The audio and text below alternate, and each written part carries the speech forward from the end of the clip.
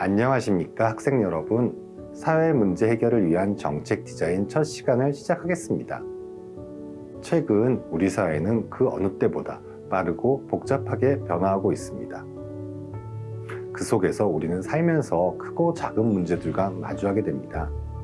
때로는 온라인의 민원 서류 하나를 발급받는 과정이 마치 보이지 않는 벽에 부딪히는 것처럼 복잡하게 느껴지기도 하고, 매일 이용하는 대중교통 시스템에 작은 아쉬움을 느끼면서 조금만 더 이렇게 바뀌면 모두가 편할 텐데 하는 생각을 다들 한번 해보셨을 겁니다.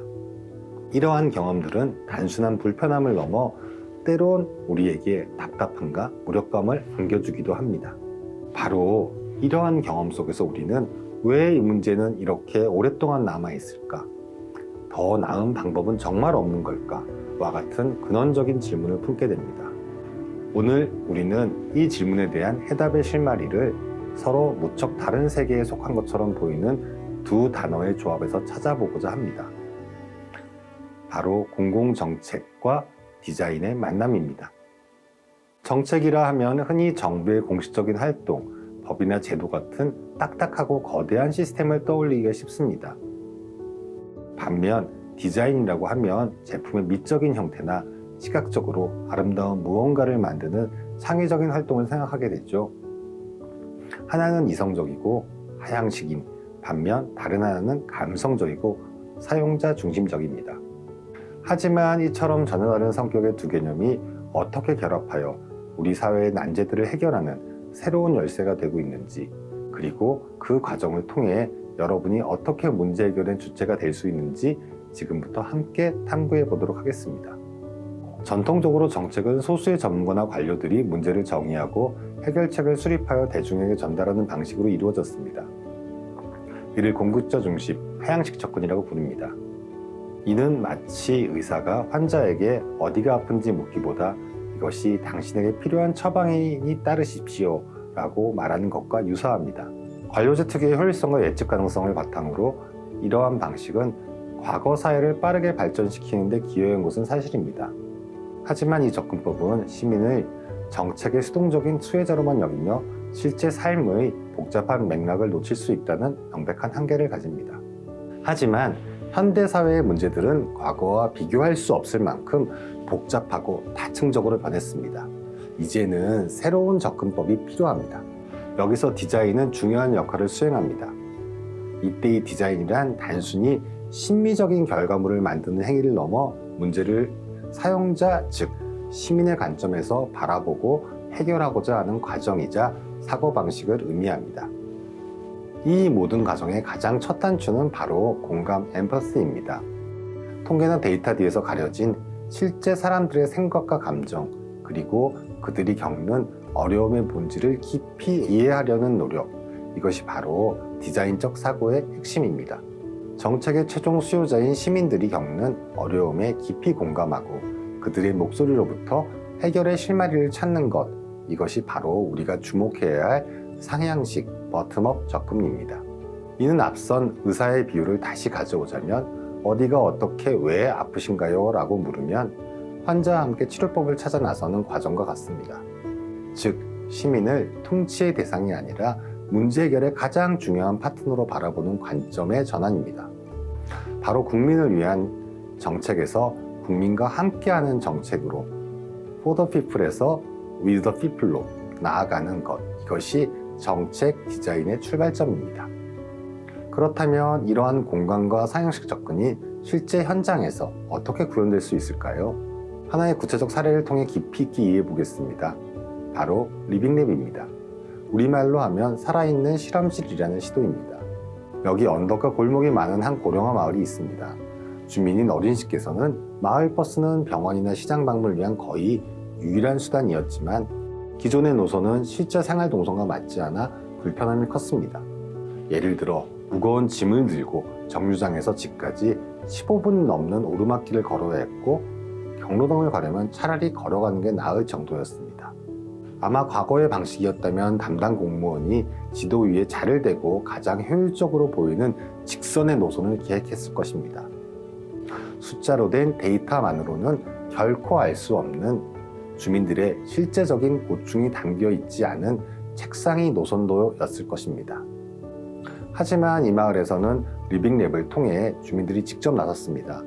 마을회관에 커다란 지도가 펼쳐졌고 어르신들께서 정책 전문가, 디자이너들과 함께 모였습니다.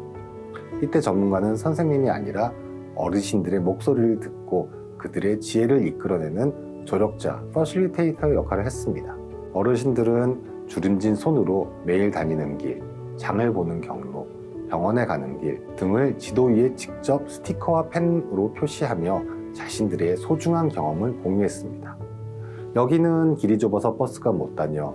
이 가게 앞에서는 사람들이 제일 많이 모여와 같이 목소리들이 모여 지도 위에 단순한 선이 아닌 삶의 이야기가 그려지기 시작했습니다. 이 과정에서 살아있는 데이터가 된 거죠. 그 결과 주민들이 실제 필요에 완벽히 부응하는 최적의 버스 노선이 탄생할 수 있었습니다. 이는 정책 수혜자가 단순히 서비스를 받는 객체에서 문제를 정의하고 해결책을 만드는 주체로 변화하는 결정적인 전환을 보여주는 사례입니다. 이제 더 이상 주민들은 정부가 만들어준 정책을 평가만 하는 대상이 아닙니다. 스스로의 필요를 가장 잘 아는 최고의 전문가로서 정책을 함께 만들어가는 저자가 된 것입니다. 이것이 바로 공공정책 디자인이 추구하는 핵심 가치입니다. 마을버스 사례처럼 해결의 실마리가 보이는 문제도 있지만 우리 사회는 훨씬 더 다루기 어려운 문제들을 안고 있습니다. 학자들은 이런 문제들을 고약한 문제, 위키드 프로블럼이라고 명명했습니다. 이는 문제가 악하다는 의미가 아니라 그 속성이 마치 성질이 고약한 상대처럼 매우 까다롭고 다루기 어렵다는 뜻입니다. 고약한 문제의 특징은 몇 가지로 살펴보면 이렇습니다. 첫째, 문제의 원인과 결과가 복잡하게 얽혀 있어 진짜 문제가 무엇인지 정의하는 것 자체가 어렵습니다. 둘째, 하나의 해결책이 풍선효과처럼 또 다른 문제를 낳습니다. 셋째, 명확한 정답이 없어 어떤 해결책이 최선일지 미리 알 수 없고 한 번 실행되면 되돌리기 힘든 경우가 많습니다. 넷째, 문제는 끊임없이 모습을 바꾸며 진화합니다. 예를 들어 지속가능한 연금개혁 문제를 볼까요? 노인 세대의 빈곤을 해결하기 위해 연금 지급액을 늘리면 미래 세대와 청년들의 부담이 커집니다. 반대로 기금국가를 막기 위해 더 내고 늦게 받게 하면 현재의 노년층의 생계가 위험해지죠. 여기에는 정부의 재정 건전성, 기업의 부담, 각 세대의 입장 등 수많은 이해관계가 얽혀 있어 어느 한쪽의 손을 들어줄 수 없습니다. 우리가 최근에 겪은 코로나 팬데믹 상황은 이 고약함의 종합 선물 세트였습니다. 경제를 멈춰서라도 전염병을 막아야 하는가? 개인의 자유를 어디까지 제한해야 하는가? 백신 접종을 의무화해야 하는가? 그렇다면 부작용은 어떻게 대처해야 하는가? 이 모든 질문에 완벽한 정답은 없습니다. 모든 선택에는 희생이 따랐죠. 이런 문제들은 특정 부처나 단 한 명의 천재적인 전문가가 해결할 수 있는 범위를 아득히 넘어섭니다. 이는 기존의 문제 해결 방식이 한계에 부딪혔다는 명백한 시도입니다. 자, 정리해 보겠습니다. 오늘 우리는 일상의 작은 불편함에서 출발하여 사회의 복잡한 난제에 이르기까지 문제 해결을 위한 새로운 관점인 공공정책 디자인의 필요성을 살펴보았습니다. 노벨 경제학 수상자인 허버트 사이먼은 기존의 상황을 더 바람직한 상황으로 바꾸기 위한 일련의 행동을 고안하는 사람은 누구나 디자인을 한다 라고 말했습니다. 이 말은 디자인이 소수의 전문가의 전유물이 아니라 더 나은 사회를 만들고자 하는 우리 모두의 활동이 될 수 있음을 시사합니다. 자, 그렇다면 이렇게 디자인적 사고를 어떻게 체계적으로 활용하여 문제에 접근할 수 있을까요? 다음의 본 강의에서는 그 구체적인 방법론인 디자인 싱킹에 대해서 본격적으로 학습하게 될 것입니다. 우리가 마주하는 문제들을 해결해 나가는 지적인 여정에 여러분을 초대합니다. 그럼 다음 강의에서 다시 뵙겠습니다.